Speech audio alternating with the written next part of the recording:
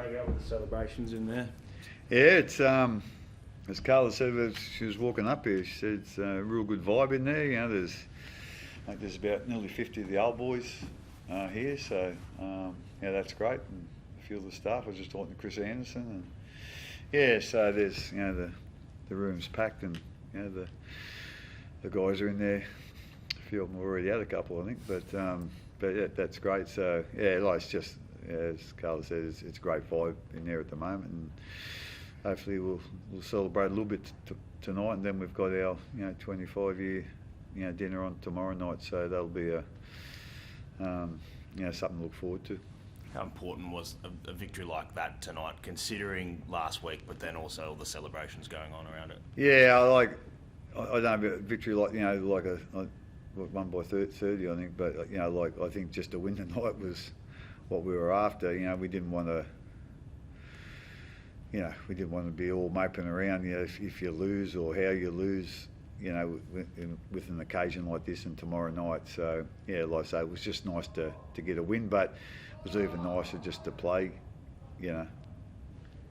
better and more consistently, especially our second half. I thought Para really started strong. I thought they sort of out aggressed us early. I thought, but to our guys' credit, they steadied the ship, and we scored a couple of quick ones there and sort of got out a little bit in front, but I was really happy with the way we played the second half. I thought we were really controlled the pace of the game well, and I just thought that we got back to doing what we know works for us, and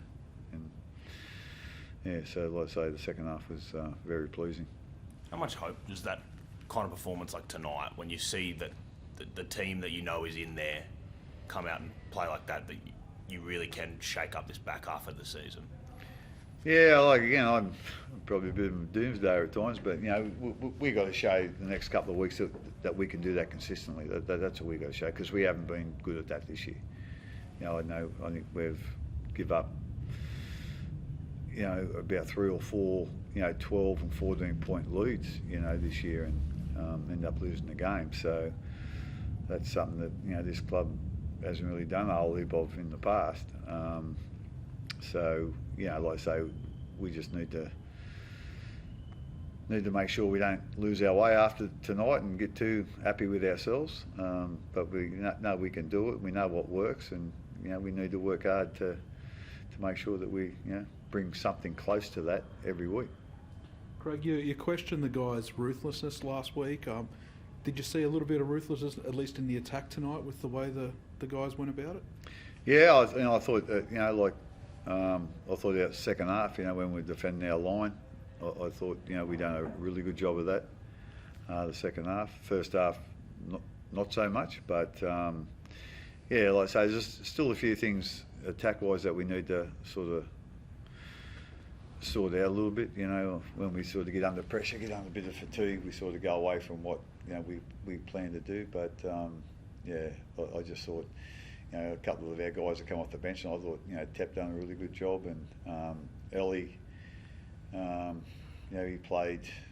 I think he played about 55 minutes or 50 minutes, 55 I think. So that's a real plus for us. He's a good player, and I think he scored a try as well. So yeah, there was some good signs there, but like I say, we just need to make sure we have a good week of training this week, and then back it up again next week. Craig, Harry really got you rolling midway through the first half, and then they seemed to cover him a little bit, and then Jerome really took over the show, didn't he?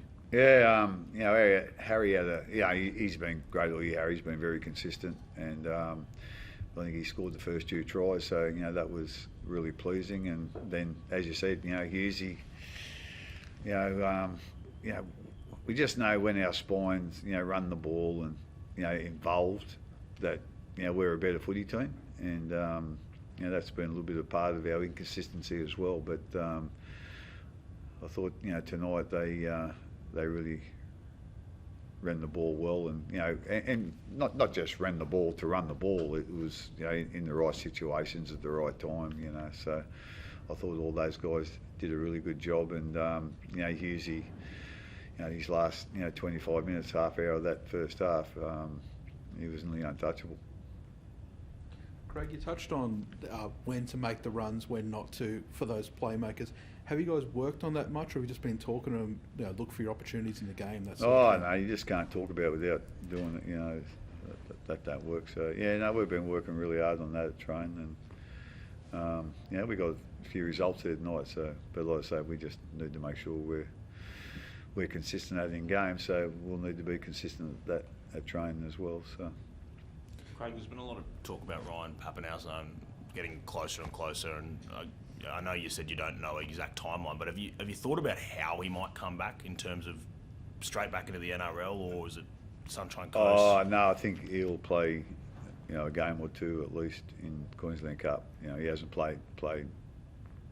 He hasn't played rugby league for a long time. He hasn't played in the NRL. So I think he'll need some time there just to find his feet. Again, when that happens, we're still not 100% sure, but he's certainly getting closer. But we haven't really thought about. We haven't thought about it too much yet because there's not much use worrying about something that might not happen, or you think it's going to happen next week.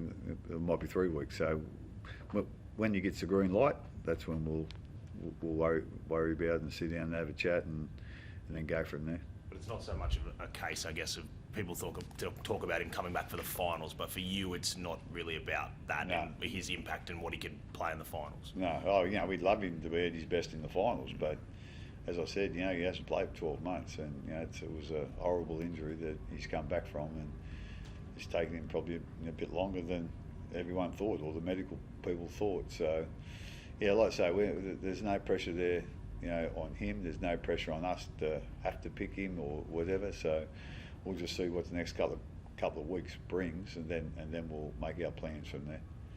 Craig, on Tepai, did he show you a bit more than you expected tonight? Because he really gave you a lot of run off that bench, and is that sort of something you could use going forward, having someone who just rips in like that? No, it's not. It didn't surprise at all. We know he can do that. It's just with Tepai, he's seems to find, when he gets a bit of a run, he just seems to find injury, and that's been the hard thing for him. He'll go up in the Queensland Cup and play 2 or 3 weeks, and he's getting close to the NRL, and then he'll strain a calf or a hammy, or something happens. So like I say, he's had a bit of a run now, and up there, of games, I think he's played 3 or 4 in a row. So we just thought tonight was a good time, especially after what happened last week. We just thought his aggression with his run and would be a really good thing for us, and it was. We know what he brings, but like I say, we just hopefully have a little bit more luck with his injuries, and he'll find a permanent spot there. If that happens, I would imagine. Thanks. Yep. Okay. Thanks, guys. Thank you.